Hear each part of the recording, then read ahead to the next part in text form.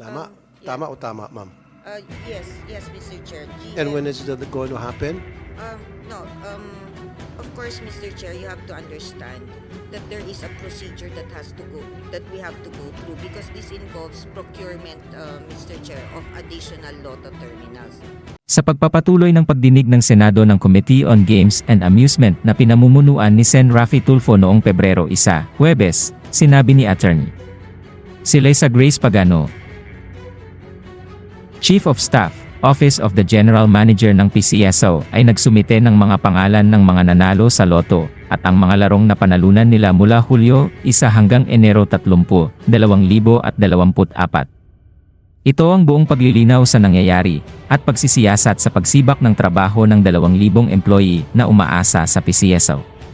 Kung ano ito, ay atin pong pakinggan at panoorin ang pahayag ng taga-pangasiwa ng Pcso. Ito, very important to me as well. Yung 2,000 na nawalan trabaho, Atty. Pagano, sabi nyo, nag-agree sa akin si GM last time, ibabalik yung mga members ng Pulaay. 2,000 of them ay nasibak dahil nga magkakaroon na ng online betting sa we call it lotto. So ibabalik natin, bibigyan natin sila ng mga machines. Tama? Tama o tama, ma'am? Yes, Mr. Chair. And when is that going to happen? No, of course, Mr. Chair, you have to understand that there is a procedure that we have to go through because this involves procurement, Mr. Chair, of additional lotto terminals. So we're looking at two things. First is the financial consideration regarding this. As mentioned by GM Robles last time, the cost of one lotto terminal is 450,000. This is excluding insurance, telecommunication, etc. The second would of course be the technical or the physical delivery. If we will procure this from the current provider, it will take 8 to 10 months, Mr. Chair. Yes. 10 months? Yes. Pero possible, pwede. Yes, Mr. Okay, Chair. Miss Evelyn Marking Javier ng Pulaay, National President. Ma'am, Thank reaction niyo you, po, ma'am. Mr. Chair. To my understanding, it's not going to be Pcso who will buy that machine. It will be the provider. So I don't understand. They keep on saying na expensive siya when the provider buys it and then they just rent it from the provider. O yun naman pala, Atty. Pagano. Yes, well, of course, that is true, Mr. Chair, that it will be the provider that will buy it, but the services of that provider, as far as POSC PGMC is concerned, this is a joint venture. It is not simply that they will connect parts and then deliver it to us. That's going to be ordered by the joint venture. I know, pero Mr. Chair. there will be no expense on the part of the government, PCSO. Kasi No, nga there po, is. ang provider ang mag-procure noon, mag-secure. There is, Mr. Chair, there is a list. Like mentioned last time, the procurement of 6,500 terminals was done by PCSO at the tune of 5.8 billion, Mr. Pera Chair. ng PCSO? Yes po, for 5 years. So it is not as if we can also just buy that over the counter, Mr. Chair. That is very misleading on the part of Ms. Javier. Ma'am Javier? So, I mean, with due respect to you, Atty. Pagano, so you're saying talagang it's really impossible for the 2,000 na ma-restore yun? I mean, what about the legacy na una-una na pong pinag-usapan na pwede namang gamitin yung lumang machine? Kasi regardless of what options we have or what we suggest, parang kung talagang ayaw pong pumayag talaga po ng pamunuan ng PCSO na mag-procure. Kasi ngayon, alam ko po, wala pang plano talaga mag-procure. Nasa sa inyo po yung decision yan. Atty. Pagano, na kay GM po yung pagpayag niya. Kung talagang papayagan niya po ba na makabili or aantayin ba namin na talagang maubos na kami at yung iloto na lang po talaga ba ang gusto ninyong tangkilikin ng lahat ng mga mananaya? I mean, talagang parang yung system po talaga nandoon na po papunta eh. Parang if you're not going to restore your 2,000 displaced lotto agent na umaasa po dahil from the pre-termination to termination to the stoppage, biglang nagdesisyon po si GM na i-terminate na lahat. And we have all the documents to prove na bakit ganun po yung nangyari. Bakit po hindi po kami matulungan na magkaroon po niyan. Yun lang po yung sentiments namin, kaya kami po nanghingi ng tulong po talaga. Okay. I would like to get the opinion of Chairman Judy Kua, PCSO.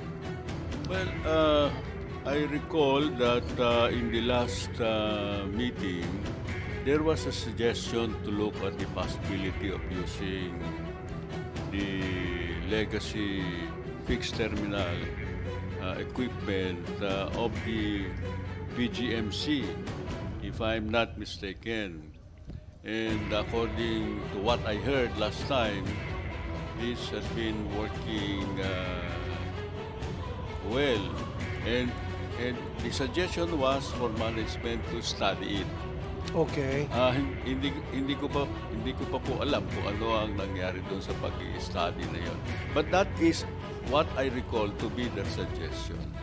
Yes, Atty. Pagano, yeah, I remember. Pwede naman gamitin ulit yung legacy fixed terminal at gagawa ng study, pag-aaral, yung PCSO. Si GM mismo nagsabi niyan. So, ito pa rin yung pangako niyo last time, yung sinabi niyo last time. Ang akin po kasi talaga, Atty. Pagano, 2,000 of them na wala ng hanap buhay. And sino po to sila? Sila po yung mga retirees, mga OFWs, mga maliliit na kababayan natin na gustong kumita sa pamagitan nitong pagiging agent, outlet agent of PCSO. Tinanggalan nyo ng negosyo ng hanap buhay. Kawawa naman. Ibalik po natin yon. At sabi ka, nung last time ni GM, ibabalik daw. So, ang tanong ko, when? Sabi mo, it will take some time. So, how long is some time? Mr. Chair, just to correct Ms. Javier, there was no statement na imposible or hindi gagawin. Like I mentioned earlier, it will take the supplier 8 to 10 months. This is the provider, where we are going Okay, sige, to 8 to 10 months. Yes. So, in 8 to 10 months, may babalik na sila And this sa is not the operation. legacy system. This is the PLS, the Philippine Lottery System. Why PLS? Samantalang last time, sabi ni GM, yung legacy fixed terminal pa rin. Pag-aaralan nila, titingnan nila kung anong pwede magawa doon para ma-incorporate sa present system ngayon. Okay. Let me say, just for the sake of this hearing, Mr. Chair, that we will be able to ask the owner of those lotto terminals, which is PGMC, because Ms. Javier said that they prefer PGMC. Assuming that those terminals are still in working order, ang next sasabihin na naman nila, luma na to, palpak to. So actually, Mr. Chair, this is a management decision of Pcso that we are studying the possibility of just getting new terminals. Because what Ms. Javier is saying, we'll use the legacy system, which are old terminals of PGMC. Yun po. And then, if we will use that, may problema na naman po yung terminal na yun, mananagot na naman kami. So what it's actually, Mr. Chair, as already stated by GM Robles last time, the legacy system or terminals are actually end of life already, Mr. Chair, and is not compatible with the Philippine lottery system. So if you look at... I know, I remember that. Pero sabi niya, pag-aaralan niyo kung paano ma-incorporate itong Yes. legacy fixed terminal Well, sa present system Yes, from the last para hearing, mapagbigyan sila. Yes, from the last hearing, Mr. Chair, may I already inform this committee respectfully that we studied already the possibility of using the legacy terminals, and it is no longer feasible, Mr. Chair. It is not to the best interest of government. So if it's no longer feasible, meaning bibigyan niyo sila ng bagong terminal. At That's what yung I was sinasabi niyo, it explaining. might take 6 to 8 months. 8 to 10 months. 8 to 10 months. Yes, Mr. Chair.